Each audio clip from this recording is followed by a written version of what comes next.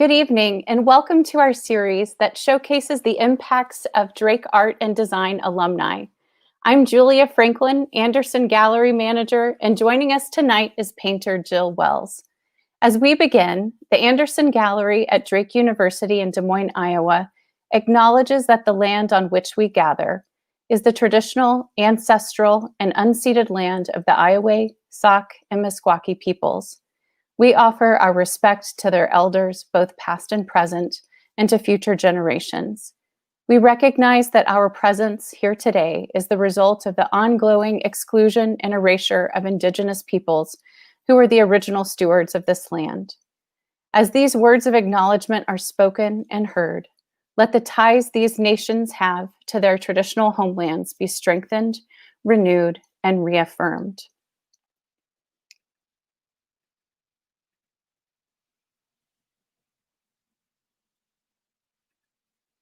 Now I would like to introduce Jill Wells. Welcome, Jill.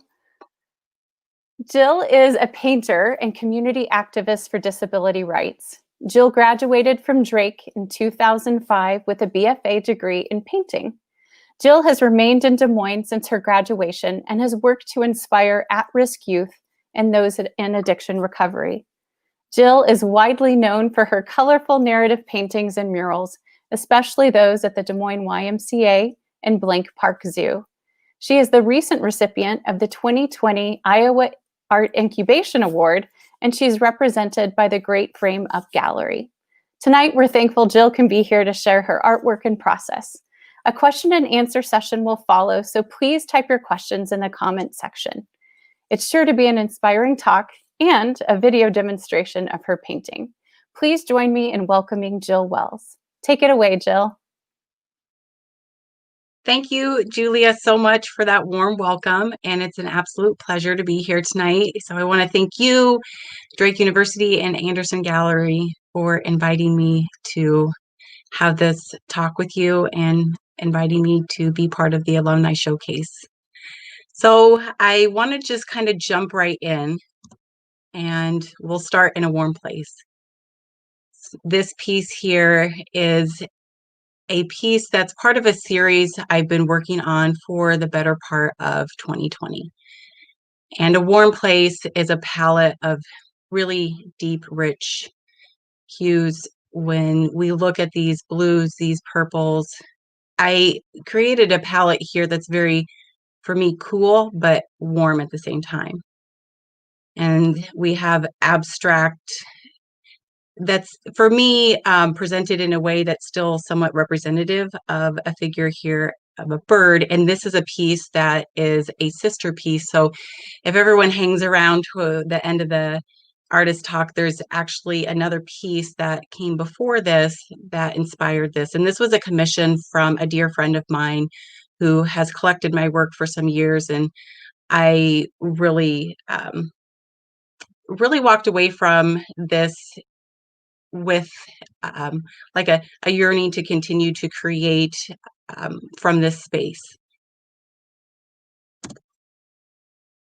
Following a warm place, a birds of a feather. And this juxtaposition is one that I hope people start to ask themselves some questions when they look at. And so we see a central figure here, and the figure is very, collected and cool and calm, and it's kind of Vogue-esque and regal. And typically when we see someone walking with an animal that's on a leash, like most commonly it is a dog, like a domesticated animal it's not a vulture. And so like the question here is like, why is this vulture, hanging out with her? And that was the one question that I would hope would prompt the viewer to start to dig in a little bit more to birds of a feather. And so there was a couple quotes that I came upon. And so I want to just stop on this piece just for a brief moment and talk a little bit in detail about it. So a quote specifically from Malcolm X came into my view when doing a little bit of research on this piece and really resonated with me. And that quote is, "The most disrespected person in America is the Black woman." The most unprotected person in America is the Black woman. The most neglected person in America is the Black woman, Malcolm X. And there's a lot of destructive stereotypes that are attached to Black women. And that's one of the conversations that I wanted to start to have with this piece in Birds of a Feather. And so we have this woman, and then we have this vulture. And so the question of why those two are together, I tried to answer for the viewer, or at least, set the stage for some of those answers. And so a couple other things really resonated with me. Vultures themselves are amazing creatures, and they're a very, very important part of our ecosystem. And they're very misunderstood. And learning just how unique these birds are, I feel like can start to build an appreciation for them. And so the juxtaposition of these two together, you know, for me was like, this woman, she's very misunderstood, historically speaking, throughout America. And when I thought about this quote from Malcolm X, like these two birds, quote unquote, right? These two regal creatures, right? In a way, start to then feel like they do belong together in the sense of this is a potential for people to start to look at, like, if they do belong together, why? So I just wanted to stop for a moment on that piece. And if there's any question or answers towards the end of the artist talk, we can definitely get into those. I would love for that to happen. So this series, Moods, Messages, and Petty Realness, continues in this palette here. And so these blues and Stand Tall in this creature here that's the raven is taking a stance that sometimes is hard to hold for long periods of time. Right? And this year was a year that seemed like many stances were taken and continue to be taken. And so I wanted to stop for a brief moment with the raven here and like capture that stance and make it static. Because for anyone who's in the fight and like fighting the good fight, it gets exhausting. And so I wanted to capture the stance of being in that I'm standing tall for the things I'm taking a stance against. And if you can gaze upon this and be reminded, like, keep fighting the good fight, that's really what this piece is all about. So a lot of my process is analytical and very emotional. In 2020, the shit got real. I just feel like it was beyond anything I have ever experienced in my entire life. And the shit is not a game, is a 10 by 10 oil on canvas here. And for me, that's what this year was, literally just mind blowing. Like, it at some point seemed like, is this real? Are these things really happening? And so you see these birds here, and I was very, intentional about having a bird compositionally that is not a real bird. Like duck hunt is a game I loved growing up. And compared to our central figure here on the lower left, like those two things, one seems real in a way, as much as collages can be. And then these birds are definitely, digital. And so it was my response to a lot of the grapplings of what I was experiencing in 2020. And like, I was taking a lot of things very, very seriously. Like the gal in the lower left, like that central figure, her face, she is focused on a moving target. And, that piece for me was a real direct response of a lot of the moving targets this year that I just felt focused on, but didn't quite sometimes feel like was like, I couldn't believe it was happening. So a little bit about my process here. Tremors is a movie that's like, for me, Sharknado. It's like, how did they make 5 Tremors? Okay, like it's like the B-rated cheesiest, but they did. And so these are some of the images that I draw from when I create collage, specifically for the last piece that we looked at.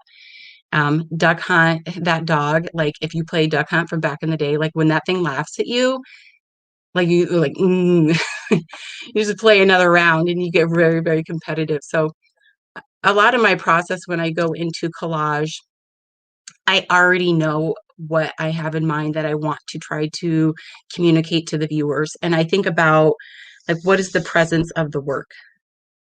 And is the viewer to participate in the work in any particular way, right?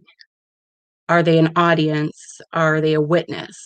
And so I always step to the canvas with an actual vision in my mind's eye. And The Spirit Lives On is one for me that I'll take another moment here to just kind of stop upon, because I had a quote for this one that I wanted to share. Kathleen Cleaver is our central figure here. An amazing historical figure, part of the Black Panther Party. And in her future, there's a void of space in this piece, and The Spirit Lives On. And that was another feeling that I got this year, is that I was looking into like what is in our future. And I found myself with like a void of not knowing what was coming our way. And then behind Kathleen are these floating caskets.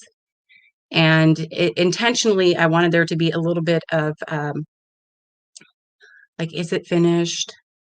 You know, like it feels finished, but maybe there's some work yet to be done.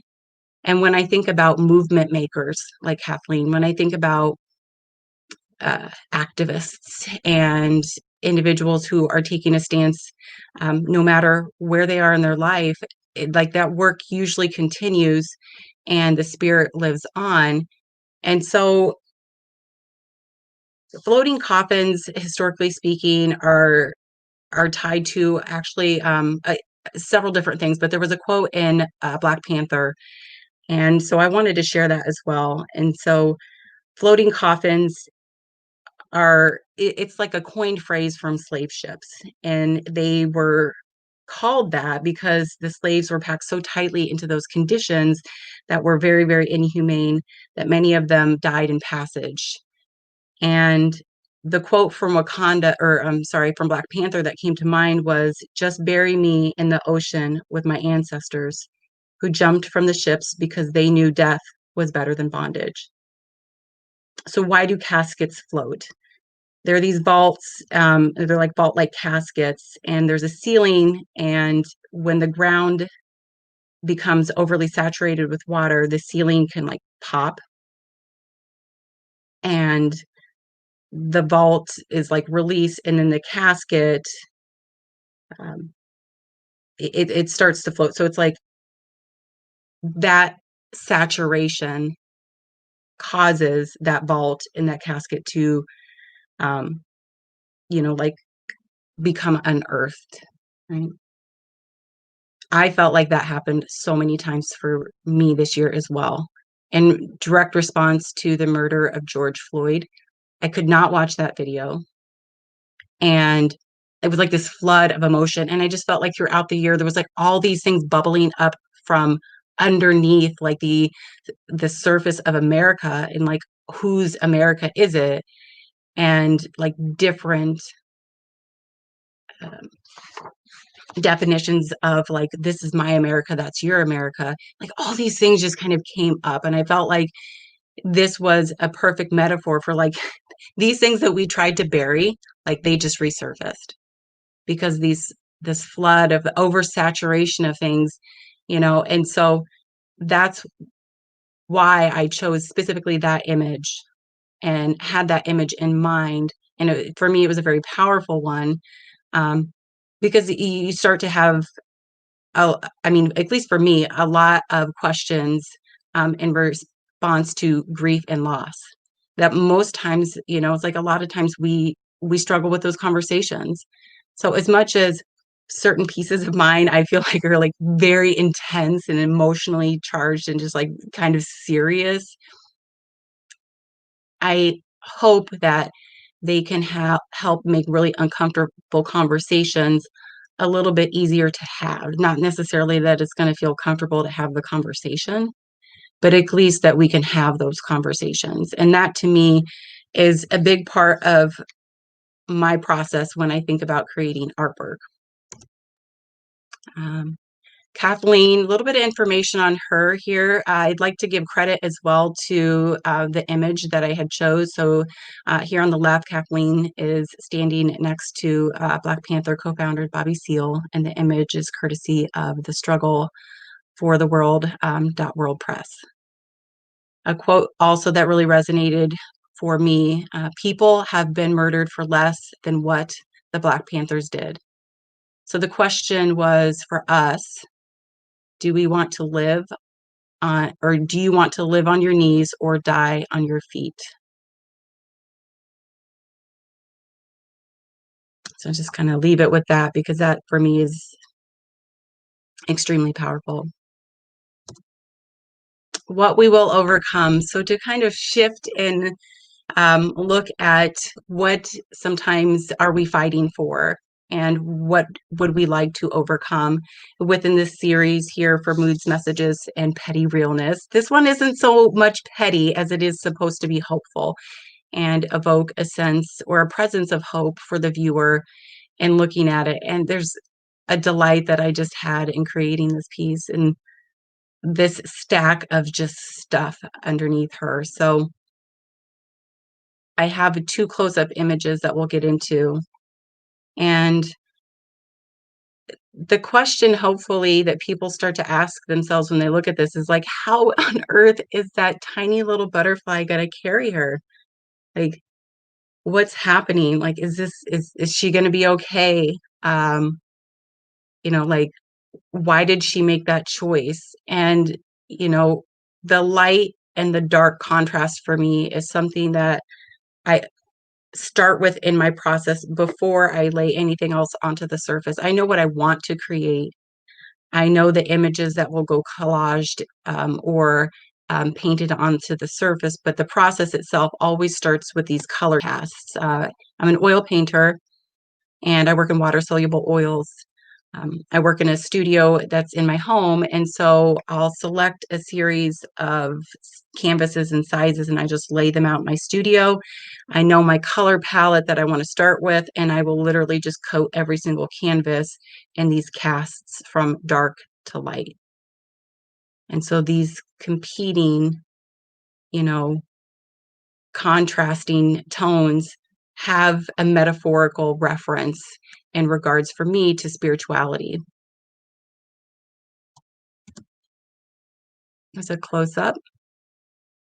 So she's taking a leap of faith, for sure, from the top of this pile, and she seems happy about it. And that was absolutely what I was hoping to create. And her presence is, for me, very, very powerful. Here's another close-up. And so the images begin at the bottom with a book. There's a sprout of growth. There's some money that's cleverly kind of tucked away behind a set of books and underneath a clock.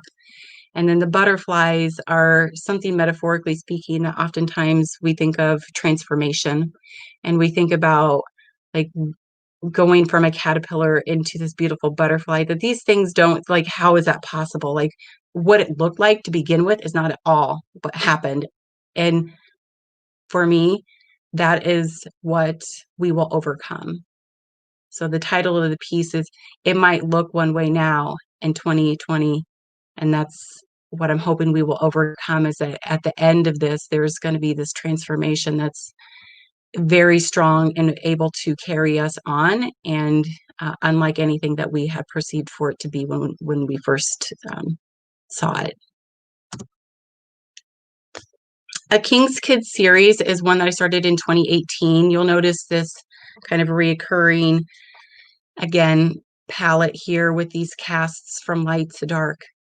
And the quote that inspired these, 1 John chapter 3, verse 1, see what great love the Father has lavished on us, that we should be called children of God, and that is what we are. The reason the world does not know us is that it did not know him. Now, these are my spiritual and personal beliefs and faith, and I know all of us have different ones. This specific passage I chose and looking at some historical images and some historical facts that I wanted to address.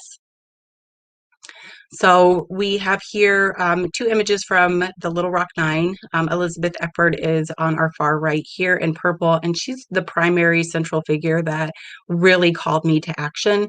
Lower bottom is a young man, a civil rights protester. So a lot of times images throughout history, especially images of Black individuals, there are not always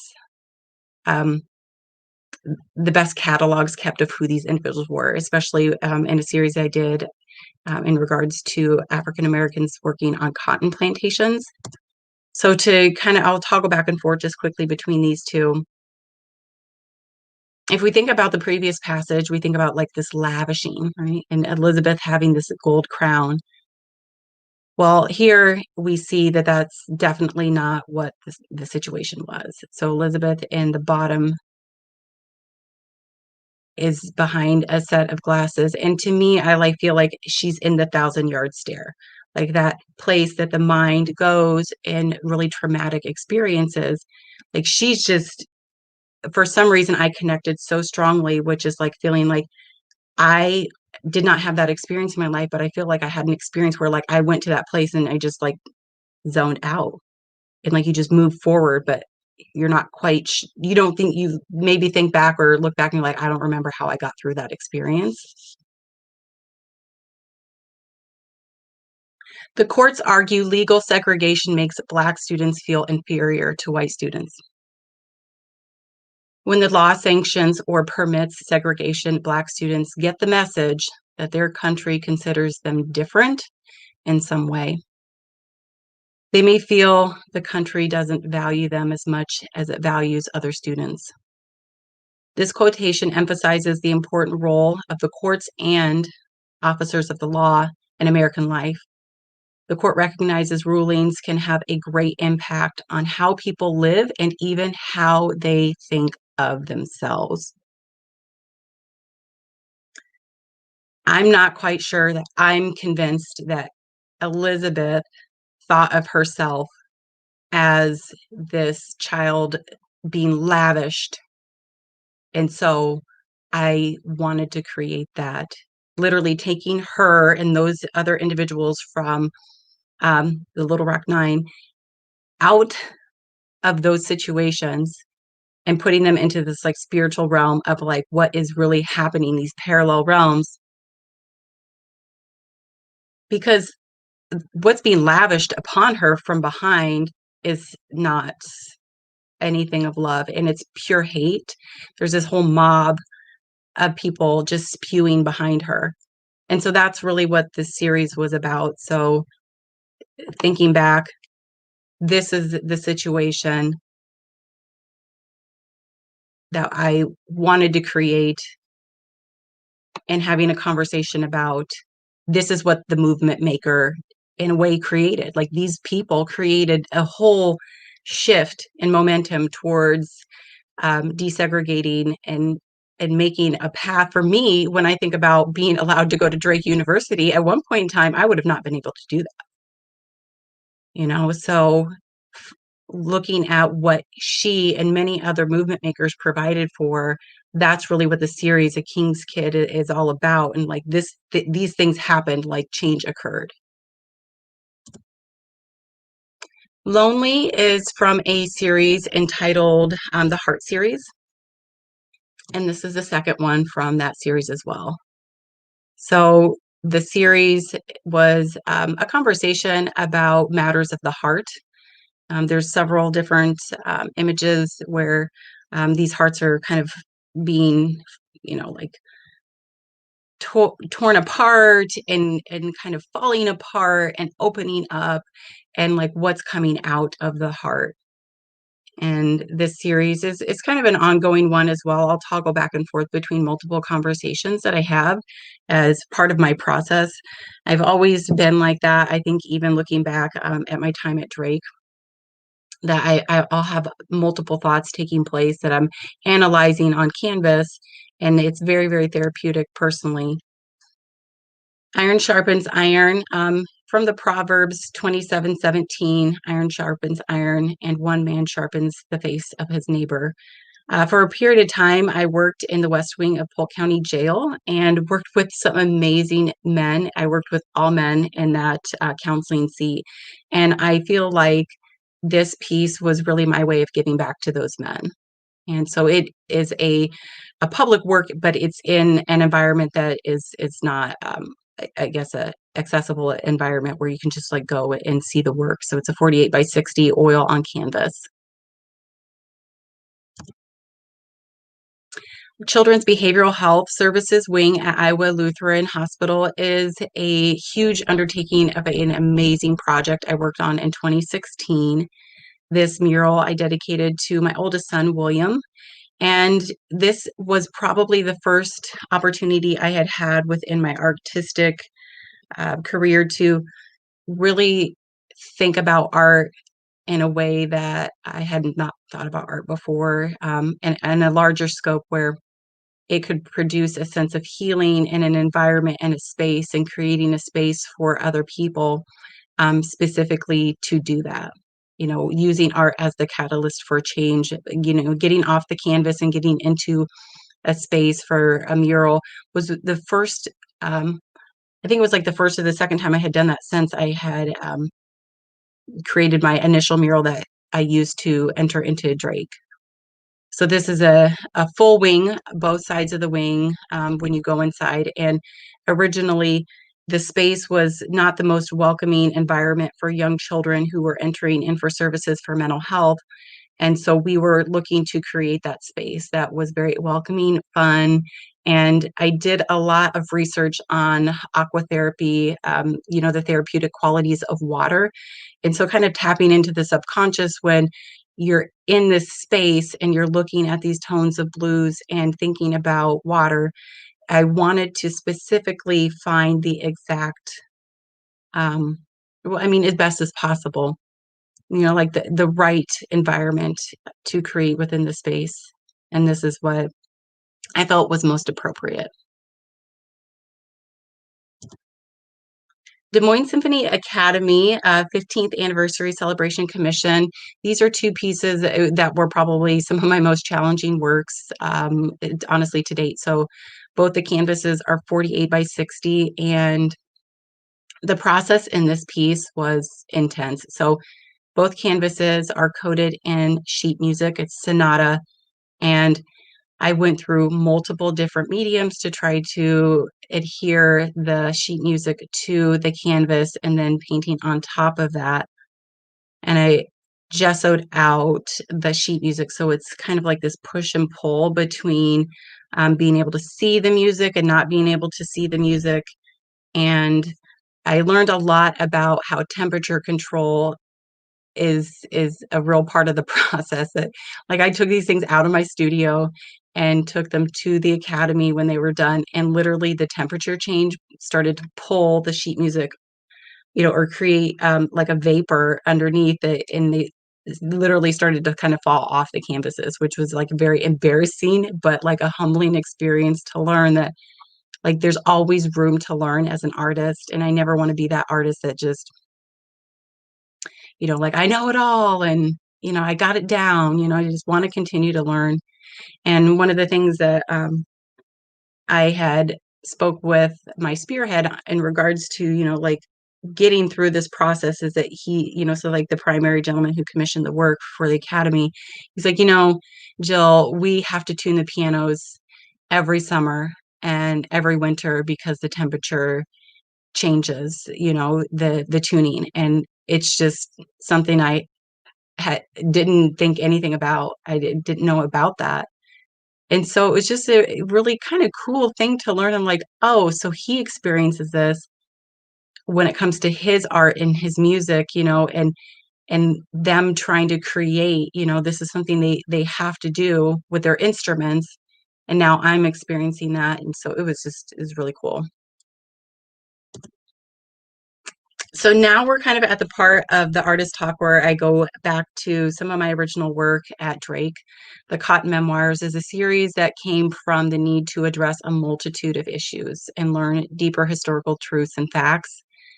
This series of works goes beyond what we'll see here in artist talk, but this is a piece that has a conversation and a presence, I feel, that starts to evoke some of those accounts, right? And I love juxtaposition. It's something that I've always just been drawn to as an artist. And like, I remember growing up was like Sesame Street, like these two things just don't belong here. And that's what I love most about, like, if there's two things that just don't seem to be like they should not go together, like let's put those things together. And for me, it's a tool that I use as an artist to try to really accomplish the task and looking at my audience and creating this narrative, right? There's a narrative that I have in my mind's eye and in my head and in my heart, but I'm not always sure that my viewer is going to have that same narrative. And most times it's absolutely not going to be the same, right? We all have these experiences that we bring to the table when we look at work. And so that's one of the coolest things, that the viewer is going to have their experiences and attach it to their witnessing of that piece. And then in a way, hopefully, when we think about like a witness, that there might be some responsibility or a potential call to action. And so this has pennies adhered to the surface of the canvas, which over the years, like a lot of these pennies have been picked off and then reapplied with tons of super glue. So for any artist who maybe is looking for adhesive, like the super glue will do the trick. As much as it might not seem like the most sophisticated of materials, it'll do it for you.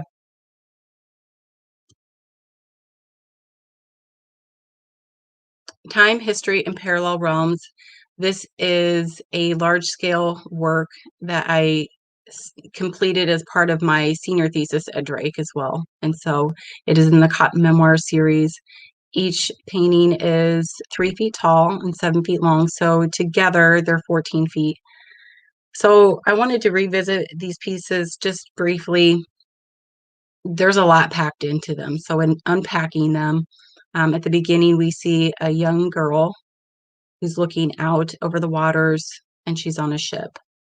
We see over her shoulder an angel and this kind of pluming of colors and light and clouds that, you know, are opening up. And a lot of my style when I was at Drake, I was just inspired by like Midwest regionalists. So Thomas Hart Benton is probably one of my favorites. And so a lot of that look as I was exploring my style, like all it's like the conversation, like, what is your style as an artist, And I think I explored that style and fell in love with it. And as time's gone on, some of those things have continued, and then I've kind of broke away from some of those, I guess, renditions or handling of the medium. But in this instant, for me, it was like a perfect way of separating the spaces on the surface of the canvas, right? So there's to be realms that the viewer is experiencing on the same plane. And those realms, one being a physical realm, the earthly realm, and then one being this spiritual higher realm. And so there's a reoccurrence of images, there's a reoccurrence of individuals or figures as a way to try to tell the narrative throughout the 14 feet. And so the girl here's young and she will get old throughout the narrative. The angel over her shoulder remains to be the same angel. So the angel is kind of like the alpha and the omega, and like the beginning and the end. And so a close up here, we see Father Time. And then we see the cotton field where she exits off of the slave ship and onto the cotton plantation. And again, an angel over her shoulder and the plantation master standing over her other shoulder. And she's looking into the field, and there's this little individual, little little guy looking back at her. And, you know, everyone else seems to be working, going about their business, quote unquote. But these two have made some sort of connection here.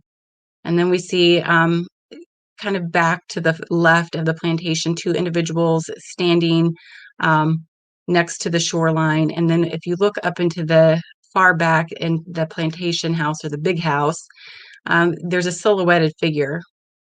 So there's a lot of conversations that are just jam-packed into this first panel. And then as the narrative continues, we see time has passed. So at the end of the first panel, Father Time was pulling back this kind of curtain of time.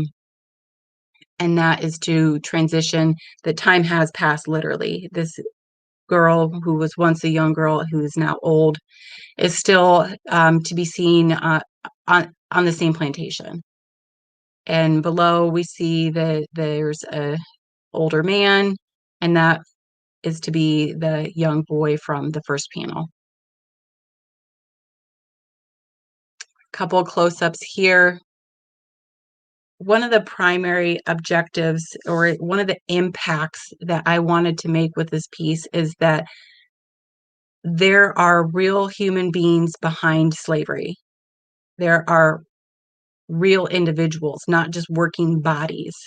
And there are moments that are just everyday moments, you know, carrying the laundry up the stairs of one, you know, space to another, where you see these doorways, and we see a blue wall and a doorway, and then we see a brown wall and a doorway. And these are, it's like a portal between these two spaces that this woman takes care of and provided for. And yet one is not hers and one is not hers, but they're both hers.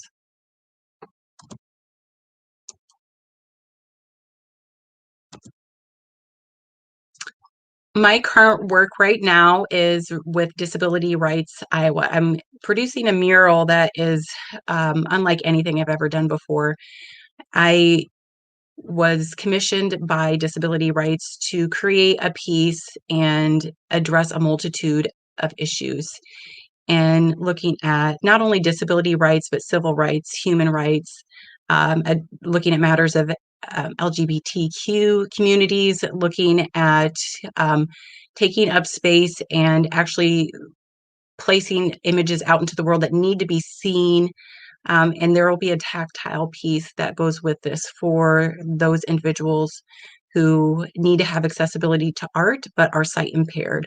And so I'll be creating a miniature rendition of this mural that will be placed at Disability Rights. That is a tactile image of the full narrative of this mural. It's one that will be on site, and then it's coated in like microbicidal paint. So, you know, just thinking about some of the safety precautions that we've been taking this year, I wanted to continue that.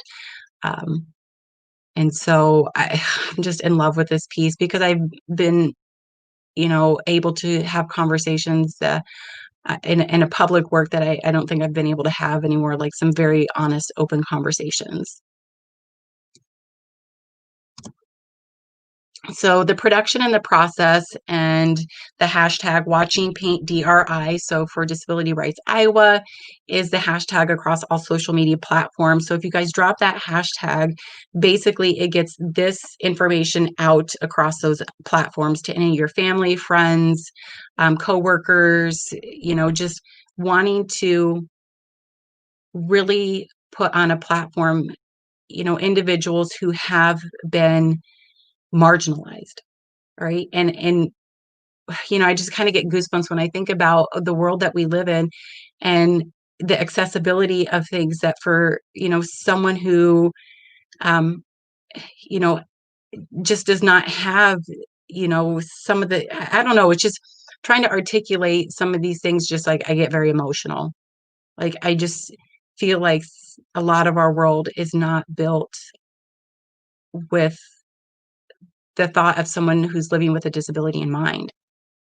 right? And there's a lot of research that I went into in creating this mural and that process. So, in any question and answer, I probably would feel more comfortable having direct questions about what some of those passions of mine are in regards to accessibility and really having a conversation within this mural with individuals and with myself for sure about, just what I'm trying to think exactly how to articulate this, like what we can do in any way, shape, or form uh, to make sure we are not discounting ourselves or anyone else, and looking at individuals in a way that maybe we have not looked at them before, or looking at ourselves in a way. So I think that there's a lot of self-reflection for me um, within this mural. Iowa Creative Incubator. I know Julia had talked about this at the beginning, and it's something that is just amazing for Iowa. It's the first Iowa Creative Incubator.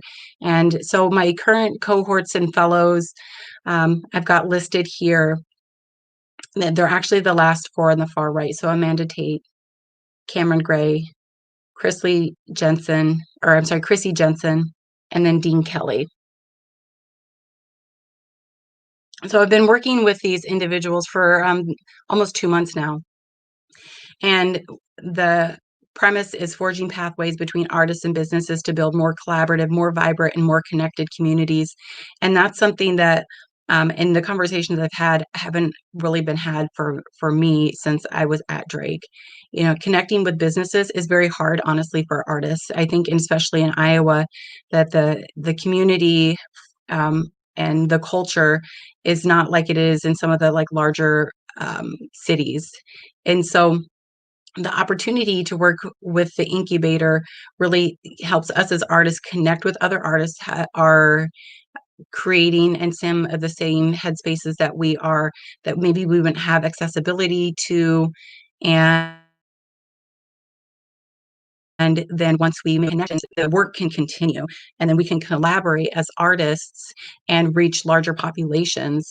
And that is vitally important, because art in itself, it can do so much. And I think that what I noticed within 2020, besides some of the things I've already talked about, is that there was like this resurgence of the arts. And I was talking within the incubator, oh gosh, yesterday about this. I was like, has anyone else noticed that, like, there's a lot of art being produced and being um, commissioned and just talked about? It just seems like, with a lot of people being homebound and looking for ways to manage, all the mental health things that came up within 2020, like art, the purpose and the point and the soul and the spirit of art just seemed to be like, hey, I've been here the whole time.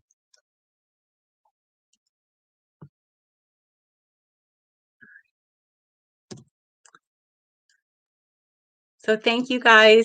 I think we're going to cut to a video and we'll be back for Q&A.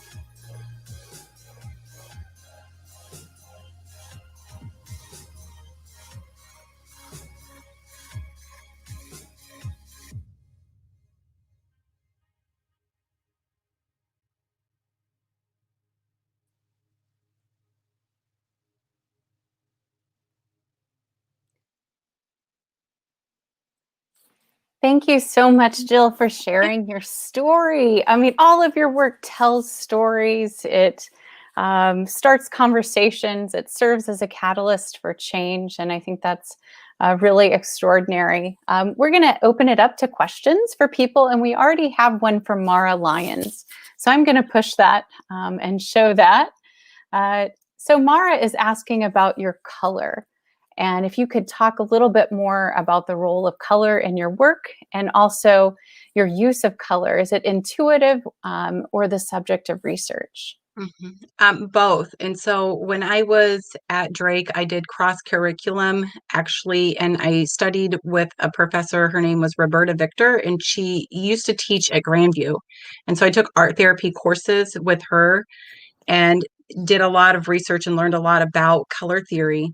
And when I think about my intuition in color, I think it's a lot of it comes from that. So whatever my mood is and the message, I'm like, I'll just think of this is the palette I want to operate out of. And knowing like, oh, there's this association with blue, and then there's this association with green and yellows. And like if I put like orange and brown together, there's this psychological like experience that happens. Like there's billions of dollars that goes into marketing when they think about like, why is McDonald's like red and yellow? You know what I mean? And like once you learn that, I feel like you can't really unlearn that. So I think it's definitely a combination of both.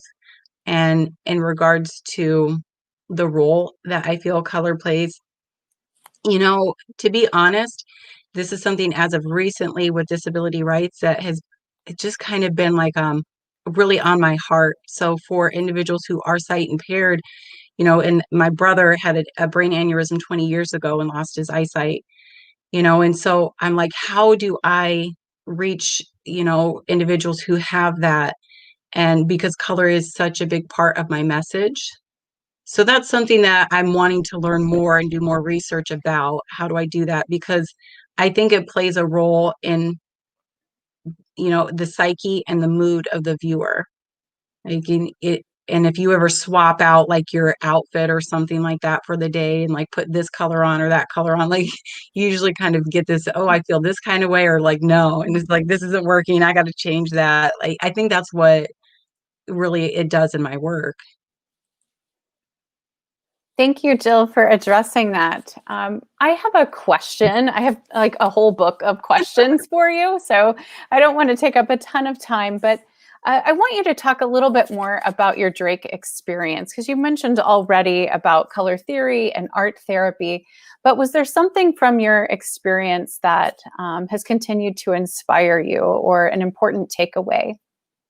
I've told this story to a lot of people, but I'll never forget it. There's so many, like, but one in particular that really changed the game for me. So my professor, Angela Battle, like I was doing this project, I was like hell bent on this one image. Like I want, like, I don't know if she'll remember this, but I was like, I'm using this, and she's like, why are you using that? Like that's like she just challenged me. She's like, this is very oversaturated or something like there's just like all these connotations attached to it. And I was like really mad. Like I butt heads with her that day. And but if she had not challenged me on that, she's like, Jill, you need to be very responsible and intentional about the images that you choose. And no one had ever had that conversation with me. I was like, I'm gonna just create my art, and it's it's gonna be just for me. It's just like very selfish. And then once I started thinking like, oh, I might unintentionally hurt someone, trigger someone, I might miss my mark. And I don't want to be that artist, and I didn't want to, have a negative impact on people. And so that was something to this day has stuck with me. I think about all the time when I think about this image, that image, this typeface, that typeface, how things touch, don't touch, like where they go in the space. And I'm grateful, absolutely grateful for that. Thank you. I'm sure Angela will be pleased to hear that. And I think it's so evident even from your talk, like you're explaining where your ideas come from, where you're inspired, even reading and quotes kind of add more power to your message with all of that.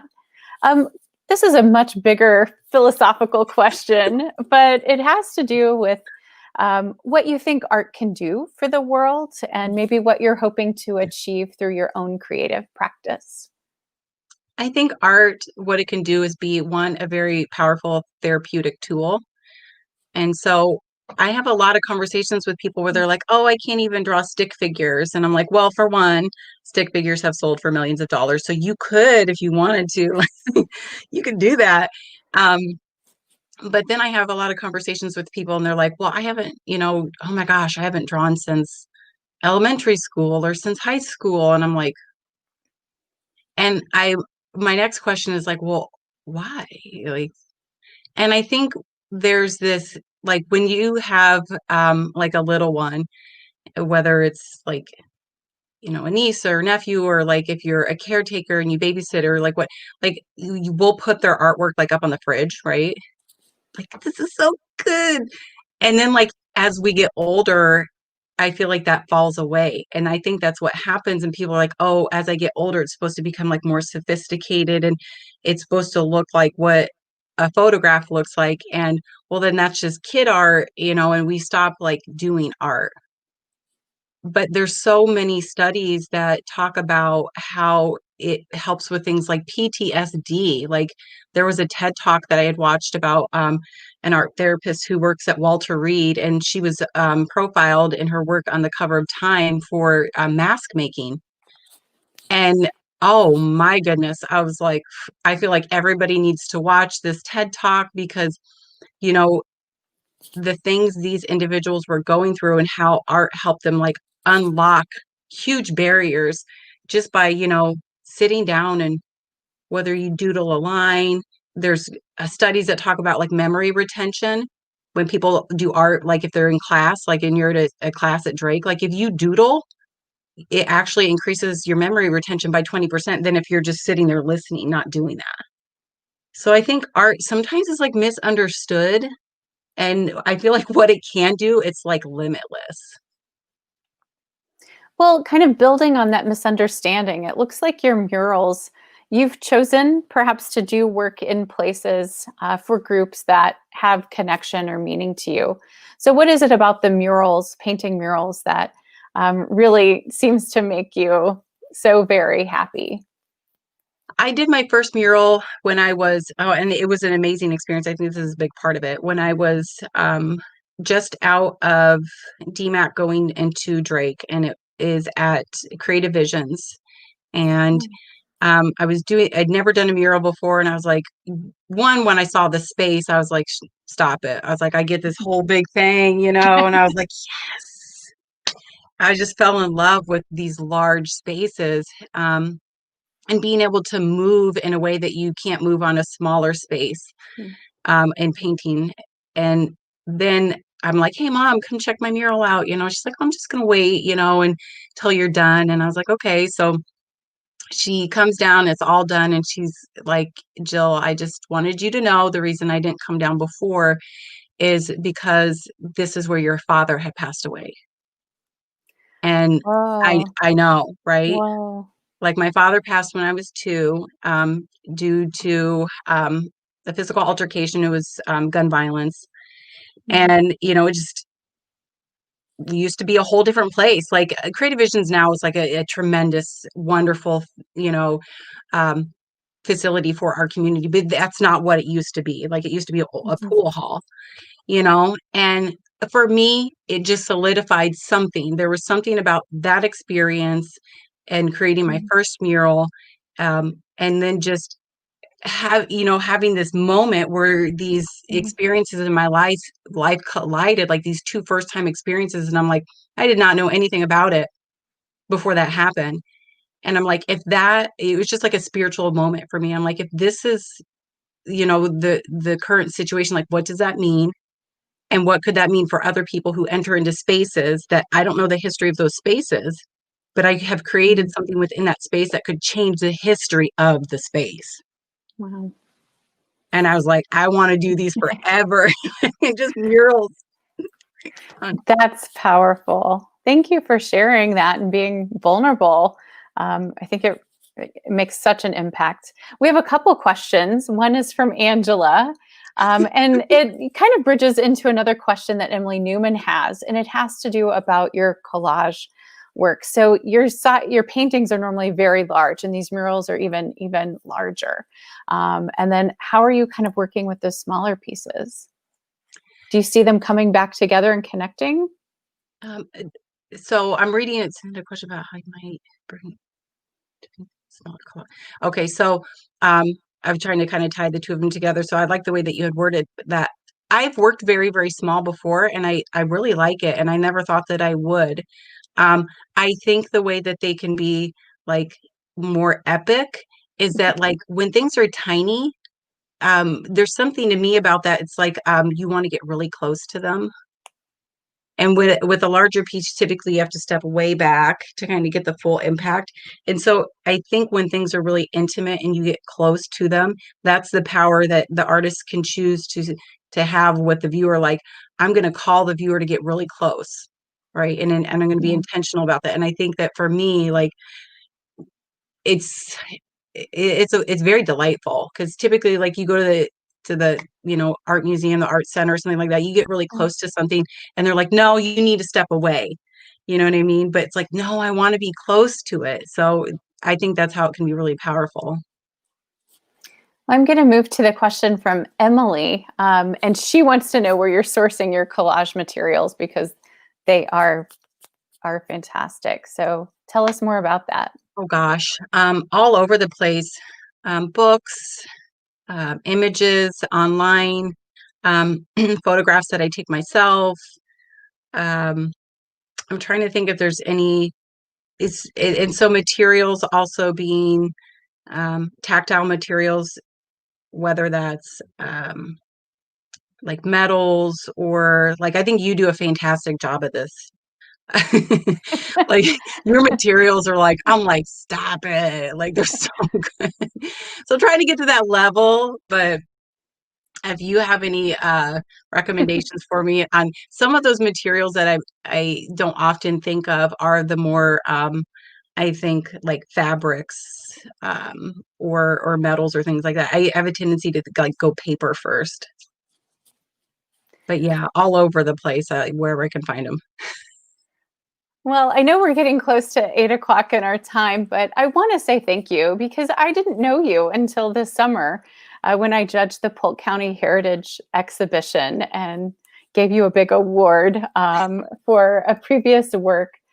Because I think there's so much meaning in your work. There's so much symbolism, your use of color, you're telling stories. And like you said before, people can enter into them from their own experience, and they can still read your own experience through that as well. So I think there's so many layers to what you do. And even during a pandemic, we had a safe studio visit, and I Oh, it's so still, good. that was my only studio visit of 2020. So I want to say thank you for inviting me into your home studio where I could see your works in person and see your process. And I look forward to our relationship and where it's going because I think we keep now just I overlapping know. and running into each other everywhere. So Awesome. I want to say thank you so much, Jill, because I do think about your collage, about overcoming, and I feel like you found your artistic voice. You found your confidence, you're taking risks, and you are making change and starting conversations. So thank you for your creative work, and thanks for joining us tonight. My pleasure. Absolute pleasure. Thank you. Yeah, thanks so much. I appreciate it. I appreciate you, Julia. Seriously.